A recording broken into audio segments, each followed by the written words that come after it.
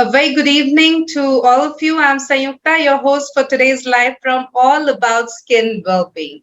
I'm sure all of you must be keeping good health. Today we are going to discuss about our skin health with focus on urticaria or hives, which we or our near and dear ones have encountered at some point in our lives. Urticaria is characterized by a round rash on our skin that can itch a lot. It may be due to the chemicals in certain food items, allergy to certain medication, insect stings, sunlight, and sometimes the cause is even unknown.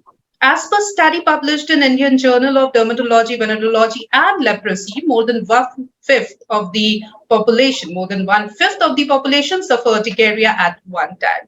60% of patients are in the age group of 20 to 40 years. Incidences are higher in older age groups. Urticaria is classified as acute and chronic, but the most important part is not to ignore it. And doing self medication can actually worsen the symptoms. Consult your nearby qualified skin specialist immediately for an early relief. So, in today's digital world, it's always a boon or a blessing if we can get to hear from an expert dermatologist online about urticaria and its types, how we can prevent it, the kind of test required for its diagnosis, the right treatment and management approach for an early relief. So today we have with us renowned dermatologist Dr. Nidhi Sharma, live from Nidhi Skin and Hair Clinic, Amritsar, Punjab, who will educate us more about urticaria and its management. Dr. Nidhi Sharma is an MBBS MD dermatologist. A very warm welcome to you, Dr. Nidhi Sharma. It's a pleasure to have you with us. And we are going to discuss about a very important topic, which is the management of urticaria. So a very warm welcome to you once again, Dr. Nidhi. Thank you so much, Sanyukta, for introducing me so vividly. I'm happy to be here and to share my views to my audience. Great. And as we are talking about urticaria, doctor, and as I have already said, that urticaria is quite common. Almost everyone or many of us have, encountered urticaria at some point of time. So my first question to you, doctor, is that first of all, we would like to understand what is urticaria. Urticaria per se, as we call it hives, is basically it's a swelling or a rash on the skin which remains for some time and then it disappears. Now it depends that what is the frequency and what is the time duration for which the hives survive. In some cases, they are only there for half an hour to 2 hours, but in others, they remain for 6 hours or so. But if they are surviving for more than one day, then of course they are they require proper investigations, maybe skin biopsy and the diagnosis, and it can be very crucial. It can be like something like a vasculitis, something like systemic disease like systemic lupus erythematosus or something of that sort. So the main important thing is that hives or urticarial rash, they are evanescent, means they go away, they fade away after some time. So that is the one clue which audience can take, that if their rash is not permanently surviving on their skin, then they should think that it is urticaria and they should contact an expert about it. Right. So contacting an expert, a qualified dermatologist is really important in case you have, encountered urticaria. Now the question is, doctor, what are the main causes of urticaria? Basically, urticaria is an allergic disorder. It is because of few mediators like histamine, serotonin, prostaglandins. So it's an allergic disorder. It can be because of some genetic disease, autoimmune disease, but in few cases, especially in acute urticaria, it can be because of some food allergy, drug allergy. So there's not one cause to it. It is a multifactorial disease, and it depends that the patient can have multiple types of reasons for it, and we have to really, find out the cause. Sometimes it's infections, like patient may be having only worm infestation, especially pediatric age group. They may be having the worms, intestinal worms. So that can be the cause for urticaria. And sometimes the patient may be having only dental caries. So infection of any sort can act as a trigger for urticaria. Then scabies, even stress, hormones. So the reasons are multifactorial, but it depends. When we evaluate the patient, then we do it on those lines. Right. So n number of things can actually trigger urticaria. Absolutely. Okay. So is it a kind of skin allergy? We can call it a skin allergy. Yeah, actually, there are few cells in the skin, like mast cells, and on those cells there are few receptors for immunoglobulin E. So when these immunoglobulin E, that is antibodies, which are high in number in a few patients, they come on the mast cells. Then there is a release of few mediators like histamine and all I talked about. So those mediators cause an allergy. So basically, it's an allergic disorder of the skin. Right. Now, initially you said that, urticaria are round rashes, they are red in color, and the one property that makes us understand that it could be urticaria is that it won't be there for too long. In few hours or days time, it will fade away or go away. Yeah. I'm sure people in that case doesn't take it that seriously, but you also emphasize that it's important to go and contact the qualified dermatologist in case you have encountered urticaria. Why is it so important? Does it get serious? Can it be a life-threatening? First of all, I would say that it has a lot of morbidity. Like patient has a lot of itch, so they don't ignore it per se. But yes, since it is evanescent, eventually it goes away. So they tend to ignore it also, especially uh, the adult age group. But yes, they should not ignore it because sometimes this can be an harbinger for other diseases. Like I said, that it can be because of some systemic disease, something like vasculitis. And in few cases, the patient can experience swelling over the eyes, over the lips, which we call as angioedema. That's a kind of urticaria only. But in this, the patient doesn't have itch; it rather has a pain around the lips or around the eyes. And in that case, this swelling can, extend to the larynx, that is the windpipe, that is the our air passage, and it can block. So patient can die because of choking. So we should not take it, the patient should not take it non-seriously. Sometimes it's a small thing in the beginning, but eventually it becomes serious. So try to treat it in the early stages.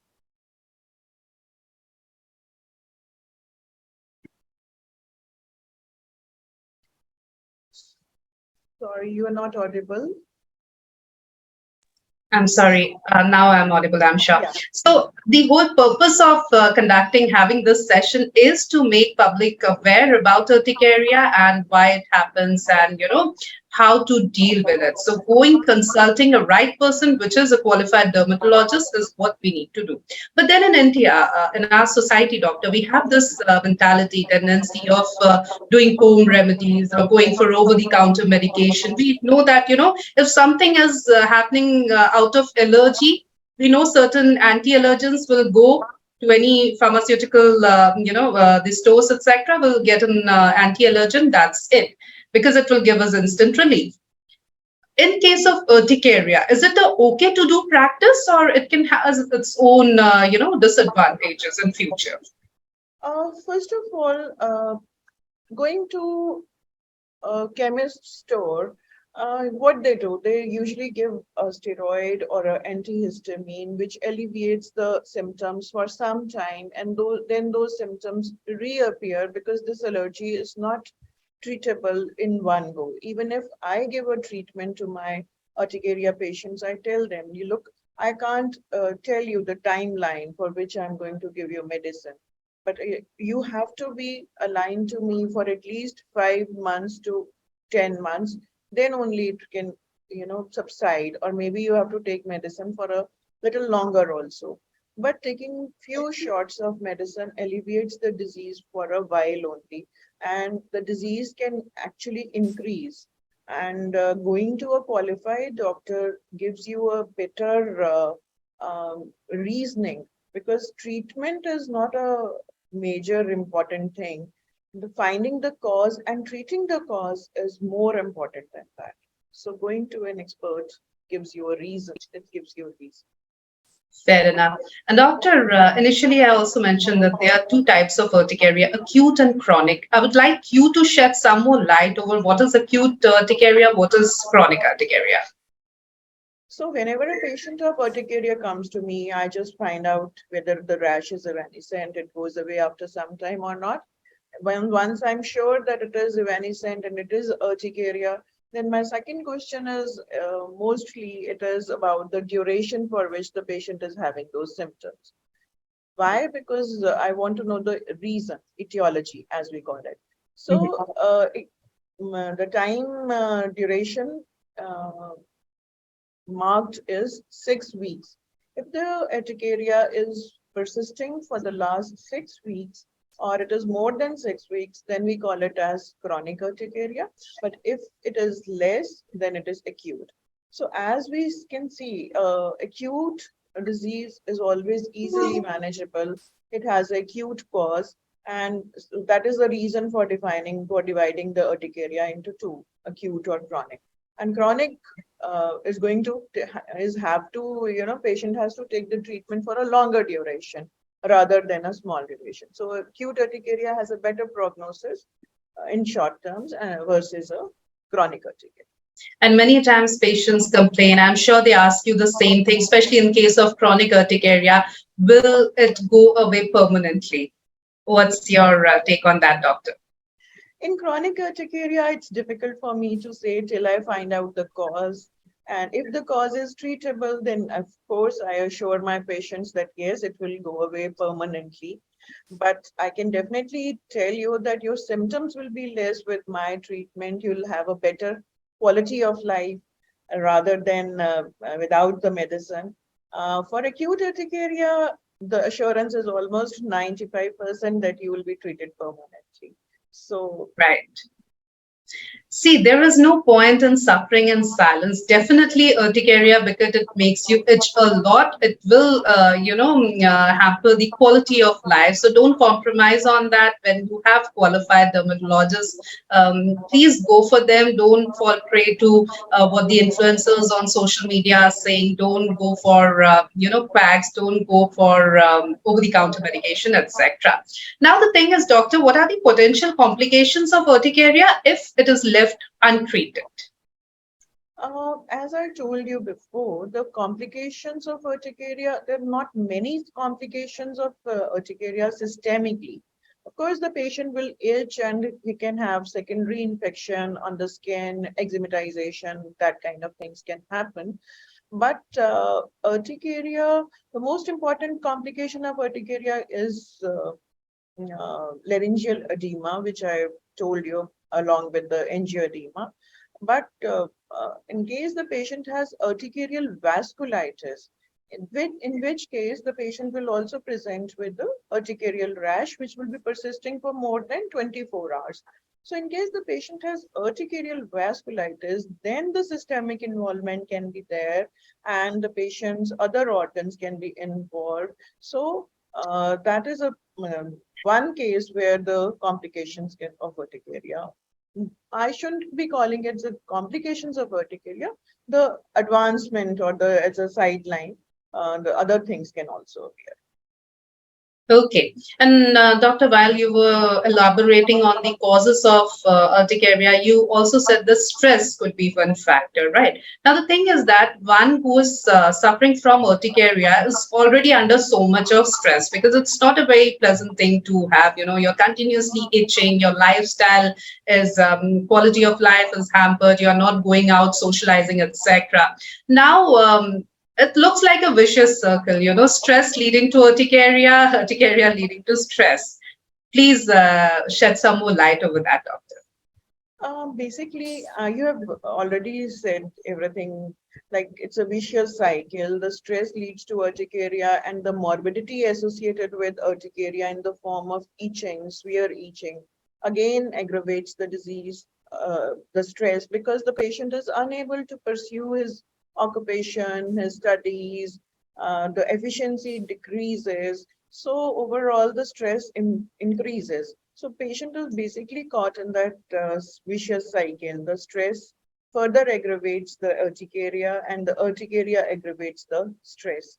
So there's nothing we can give a few relaxing medications, but more than that, patient should, go in for meditations or some kind of other relaxing things, maybe pursue a hobby in those times so that the urticaria reduces. Plus, it will distract them, right? It will keep them occupied, busy, right? Many times, people who are suffering with urticaria complains that their urticaria get worse during night.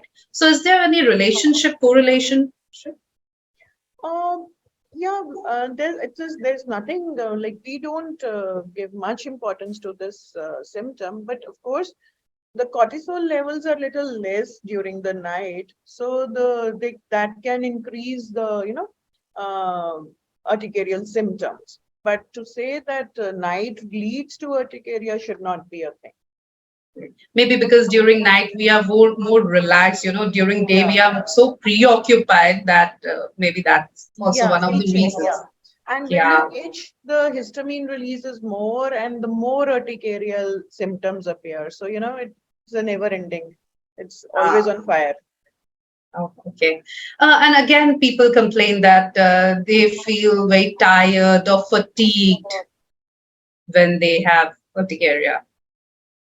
Of course, the patient is unable to sleep, so the relaxed sleep is not there. Patient can have keep on having the symptoms, but in our country where we get medication over the counter, so I think so they get these symptoms relieved, and the fatigue may not be that prominent among us, our Indian patients. But yes, it can definitely lead to fatigue because the patient is unable to sleep also because of the constant itching.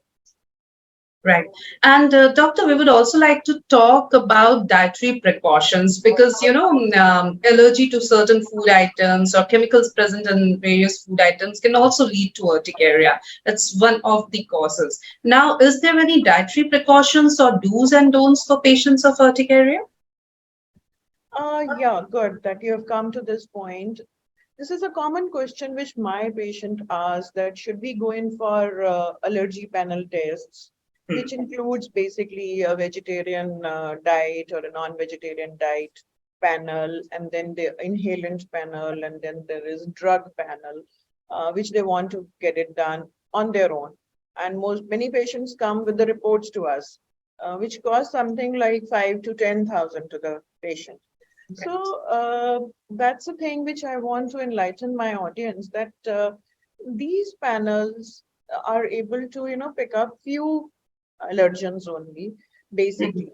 Otherwise, if we go by the statistics, then the food allergy is common in the acute urticarial group, but in chronic urticaria, we don't have that high incidence of food allergy. There we have more or less food intolerance. Now, what is the difference between the two? The food intolerance is not immunologically mediated. It is basically a dose dependent thing. These terms may be a little more technical. They may sound like technical, but I'll explain it to you further. Uh, so the things like painkillers. Now, many of my patients have taken aspirin, Ceridon for common ailments like headache. So then they are unable to associate the two, that they took the medicine and then after that their urticarial rash started appearing. So that's a thing which I want to highlight, that the drugs like painkillers, they should be taken into consideration, and many elderly patients who are on antihypertensives. Antihypertensives means blood pressure medicines. So sometimes few of these blood pressure lowering medicines, they also cause urticaria. Besides that, I would like to, say that there are food additives in the form of uh, coloring, edible colors, uh, which we always find in ice creams, in Yes. sweets, and of course in many other things. And then the preservatives. which we get in all the packaged food. Right. Besides that, there are sweeteners. So these three things, they are a major cause of food intolerance among the urticarial patients. So a bland diet is a very nice thing for a patient of urticaria to, experiment initially. And then subsequently, he can add a homemade food, and that's how we try to eliminate the allergens from the diet. Besides that, any ripe food, overripe fruit, seafood, they can cause urticaria. So there's a long list of vegetables, fruits, seafood, which can cause urticaria. And a patient should have a vitamin D rich diet. And if not in the form of a diet, then patient can take supplements of vitamin D, which will definitely help in reducing the symptoms of urticaria. So Right. diet supplementation and elimination both are very important for patients of urticaria. Yes. Right. You have very well explained the importance of diet and what we can include and what we can omit. And I'm equally glad, doctor, that you raised the topic where people are going by themselves to the laboratories and getting their allergy tests done. Now, the thing is, many times their test report will show that they are allergic to, say, 50 food items. They can't omit 50 food items from their thali because that will make them, ripped off of all the nutrients, etc. So again, from that point of view, would you like to enlighten our viewers, because I'm sure whenever, because these days it's so easy and there's so much information available. We know that such tests are there. So we'll just go. They are not that pocket friendly as well, as you said. It starts from some 5 and goes to 10,000. So would you like to enlighten again the viewers that in any way it's not a good thing, something which you won't recommend? Yeah, if the patient of urticaria comes to me, I never recommend to them to go for this panel test. But why? Because as you said, there'll be out of 100 allergens, if the patient is allergic to 10, it's very difficult to eliminate those 10. It may be very difficult, like spices. Now we get ready-made Rajma masala. Now, which all spices are there, the patient is unaware, and he'll not able to know that this Rajma masala can be containing some of the spice to which the patient is allergic, like black pepper or something like that. Right. So these allergens are secondly dose dependent. So it's not very important to get this panel test because all the allergens cannot be checked with this panel test. One. Secondly, whatever may be checked, and if you come to know that you are allergic to this, it may not be possible for you to eliminate all those allergens from your diet. So more important is that you search for the allergen yourself, try to maintain a diet diary on everyday basis. And then whenever you have those incidents of urticaria, you go back to your dermatologist, discuss with him or her, and then you'll be able to find out that which thing can lead to this kind of urticaria, and then you can stop that. So, Doctor, as we are talking about urticaria and various things related to it, you also mentioned how important it is to maintain a diary. And now I'll quickly take some of the questions that our viewers have asked. There is Kalpana asking, how can I differentiate between urticaria and other skin conditions that commonly affect young women, such as eczema or rosacea, etc.? As I told before also, that the most specific symptom of urticaria is its evanescence nature. Evanescent, I mean that it will fade away after some time on its own without taking any medication. So that duration can be half an hour, it can be more than 24 hours, but it will go on its own. So when a patient comes to me and reports in this way, I'm sure that it's urticaria. And secondly, rosacea or other rashes which you mentioned will not have some character like swelling. In urticarial rash, there is a swelling. So it's a little raised structure. Uh, in other rashes, it may be just along the skin. So these two things are able to, they give a hint that this is urticarial rash rather than third can be itching. An urticarial rash always itch. Otherwise, other rashes may not itch. Okay, right. Ria Sati is here asking, could there be any underlying medical condition or medication that are contributing to my chronic urticaria? Yes, ma'am, there can be because we discussed that drugs like painkillers, NSAIDs, some anti-hypertensives, blood pressure lowering drugs, they can cause urticaria. Besides this, other skin condition, it can be this urticaria can be a harbinger to other things, and it can be a symptom of other systemic diseases like vasculitis. I was talking that vasculitis is a technical term, but then the patient can be having some condition in which his vessels are not okay. So that means that the patient can have a kidney disease or something. But saying this, I don't mean to say that all patients of urticaria are having kidney problem. I'm just trying to say 1 to 2% patients can be suffering from a systemic disease. So don't take it that serious also, but don't take it that light that you don't meet an expert. Right. So please go and contact a qualified dermatologist and trust your doctor. That's equally important. And why I'm talking about trusting a doctor is Dr. Nidhi Sharma, because many times what happens, especially in chronic urticaria, once we get some relief, we'll stop the prescription. We don't even let our doctor know about it that we are stopping the medication, but we'll stop it altogether. Again, when we'll have the symptoms, because we have the prescription with us, I'll go back, get the medicines, and start the treatment all by myself without even letting the doctor know how harmful or dangerous it could be. It can be very dangerous because a qualified dermatologist assesses the grade of urticaria. There is a grading system for urticaria. We call it Urticaria Severity Index. So we take the number of hives patient experiences and the severity of itching that he experiences over a 7 days period, and then we grade the urticaria. Secondly,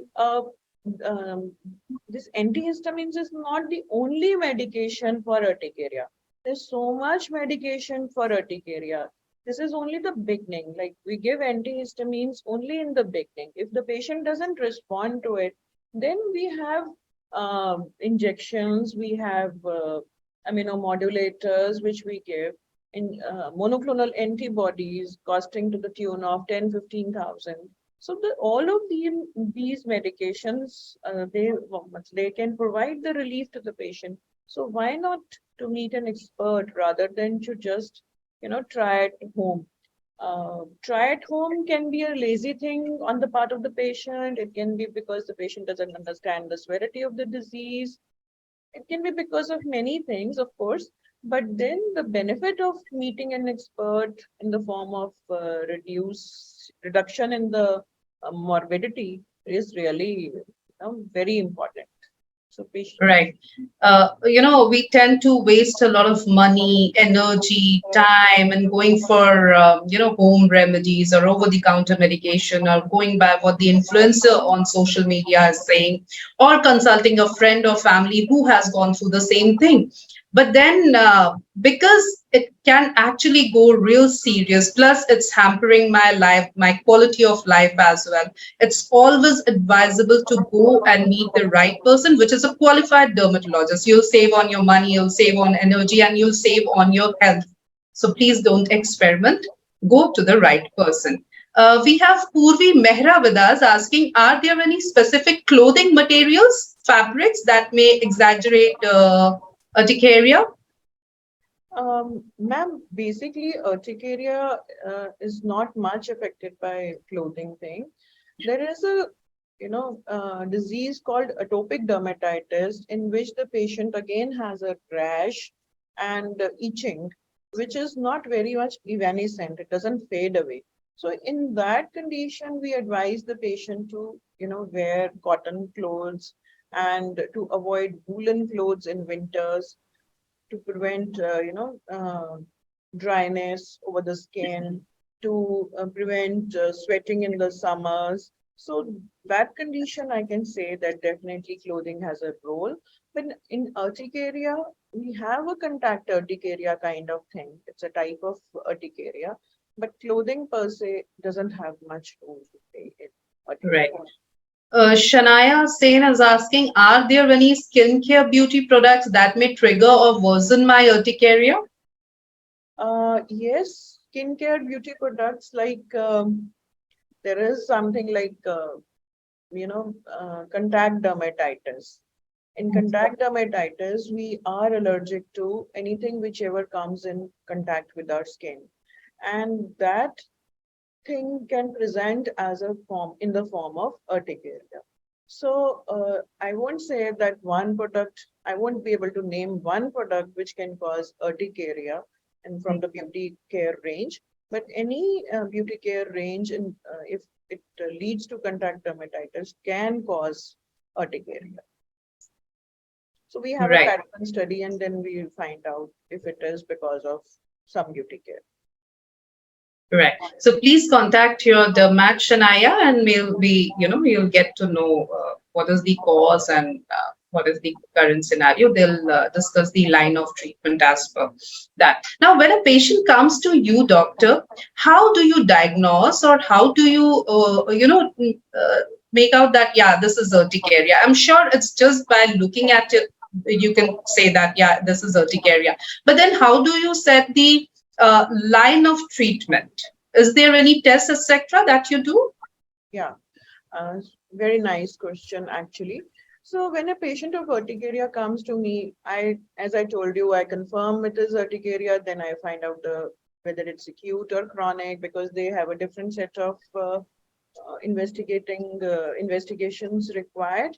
Now, after this investigation, first of all, I like to emphasize that yes, investigations are very important to the diagnosis of urticaria because we want to find out the cause of that urticaria, which can be infection. So something like hemogram, where we get to know, TLC, total leukocyte count, WBC count. So if it is high, then definitely there is some focus of infection somewhere in the patient's body. Maybe a urinary tract infection or a dental caries or anything of that sort. So investigations are important. Like to get hemogram, urine examination. We like to get renal profile, liver profile. Then there is something like ANA, and antenuclear fracture, then stool examination, patient may be having some worms in the intestine. So all those things need to be investigated. Right.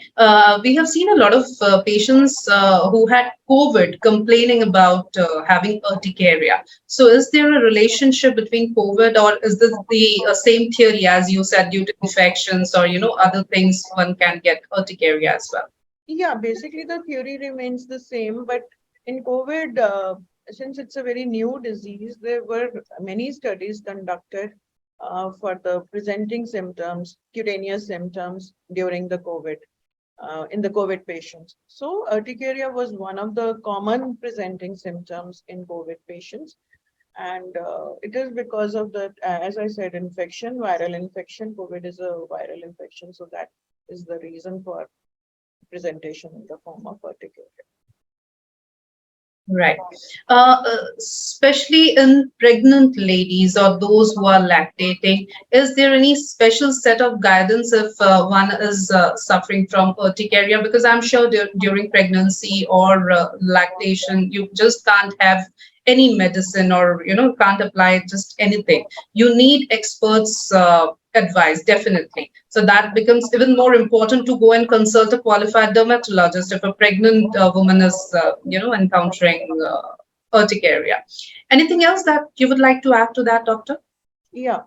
So when a pregnant patient comes to me with something like urticaria, maybe due to some food allergy or anything, I have to decide the medication with which I'm going to treat the symptoms of the patient because causes, of course, but in pregnancy, the patient otherwise is not very comfortable. So, to reduce the discomfort due to urticaria, I have to prescribe antihistamines, but then there are few antihistamines which cannot be given to a pregnant female as it is category, the category is not safe in pregnancy. So few antihistamines can only be given, and I like to give topical medication. Topical medication means medicine which has to be applied and which can allay away the symptoms of urticaria for some time. So in that case, calamine lotion with pramoxine serves as a very good tool which can reduce the symptoms for 6 hours to 12 hours. And since it is not unsafe for the pregnant patient or for the fetus, so I like to give that more frequently than anything. And in case the gestation period, or we can say that the pregnancy is 32 weeks plus, it is above that. So, and in case of severe urticaria, if I have to give steroids, then I take the, consultation with the gynecologist. I may give steroids to allay away the symptoms. Right. Now, because you mentioned calamine lotion, my question to you is what happens, in general when we get these rashes or urticaria? We'll first run inside our kitchen and try to find something that will give us some amount of relief. So normally we'll apply some, aloe vera gel or something that will, soothe us. So is it okay to do practice again, or it can have some consequences, doctor? Uh, no, it's okay. Then patients apply ice, they apply Hmm. aloe vera. It's okay, but then one should know that some patients, not all, but some patients have allergy to, have urticaria to cold. That is what we call as cold urticaria. Okay. So first ensure that your urticaria is not because of some cold thing only. So then only apply a cold thing. In the similar fashion, as I said, there are cases of contact dermatitis which can happen to aloe vera also. So be sure that your symptoms are not because of all these things, because you may be applying aloe vera in bulk and then that led to this rash or this urticaria, and you think you don't understand and you apply aloe vera thinking that it will reduce your symptoms, but it actually it can aggravate. So be sure of the cause of your urticaria. Right. And one more question, doctor. Is urticaria contagious? No, not at all. It is not at all contagious. It is because of your own immune system. It is not contagious. You can definitely take the food from a person suffering from urticaria. You can sit, chat, socialize with the person of urticaria. In fact, that will be very helpful to that patient of urticaria because it will distract that patient from the itch Right. cycle. Exactly. And doctor, before we sum up, any take-home message for our viewers?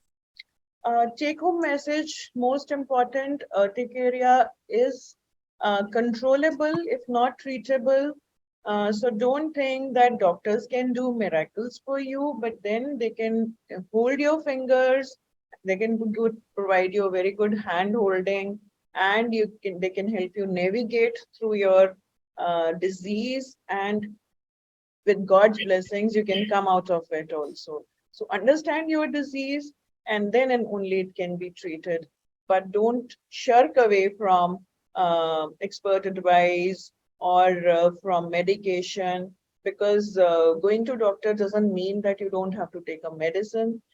The doctor cannot treat you without a medication or without tests, but don't go for the advertisements of the panel test or over the counter medicines which are available. They are not the ultimates.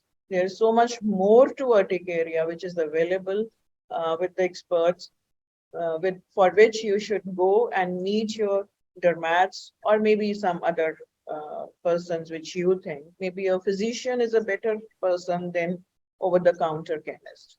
So that is my Definitely. advice. I completely second you on that. Thank you so very much, Dr. Nidhi Sharma. It was wonderful talking to you. Thank you so very much for your valuable time. Thank you so much, Sinta. It was pleasure for me as well interacting with you and with the audience and answering their questions. Thanks so much. So now we know what urticaria is. Now we know how to manage it. And at least now we know that in case we have urticaria, we need to go to the right person, which is a qualified dermatologist. And self medication can be really very harmful and dangerous. Thank you so very much once again. Viewers, thank you for your active participation in today's session.